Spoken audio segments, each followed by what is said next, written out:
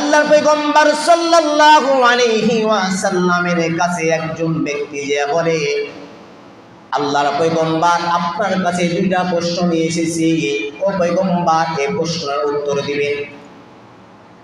আল্লাহর পয়গম্বর আরবী নবী বলেন, কি প্রশ্ন নিয়ে এসেছো আমার কাছে? ওই আল্লাহর বান্দা বলতেছে, আল্লাহর পয়গম্বর প্রথম নাম্বার প্রশ্ন হচ্ছে যে আমার মহল্লার ভিতরে একজন ব্যক্তি খুব নামাজ পড়ে, রোজাও করে, রমজানের খুব পরেজগার, আল্লাহ সঠিকভাবে ইবাদত করে, কিন্তু মহল্লার মানুষের সাথে, গ্রামের মানুষের সাথে ভালো আচরণ করে না।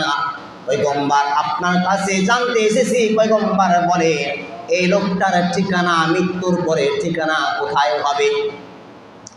আল্লাহ পয়গম্বর আরবী নবী সাল্লাল্লাহু আলাইহি ওয়াসাল্লাম একটু ভেবে ভাবার পরে বলতেছে, ও আল্লাহর গোলাম, এই লোকটার ঠিকানা হবে জাহান্নামে।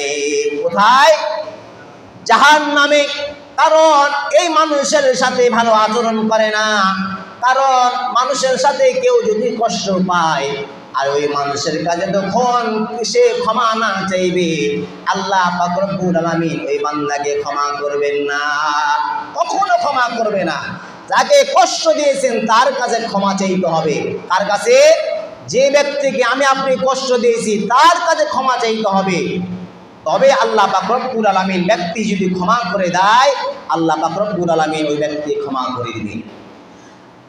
আল্লাহর গোলাম বলতেছেন, আল্লাহ পয়গম্বর দ্বিতীয় নম্বর প্রশ্ন হচ্ছে যে আমার এই মহল্লার ভিতর আরেকজন ব্যক্তি আছে, যে ব্যক্তি ঠিক মতো নামাজ পড়তে পারে না, নামাজ পড়ে না, আপনার আল্লাহ পাক রব্বুল আলামিন সঠিকভাবে ইবাদত করতে চায় না অথবা করে না, কিন্তু তার আচরণে, তার ব্যবহারে মহল্লার প্রত্যেকটা মানুষই খুশি, মানুষ তার জন্য দোয়া করে।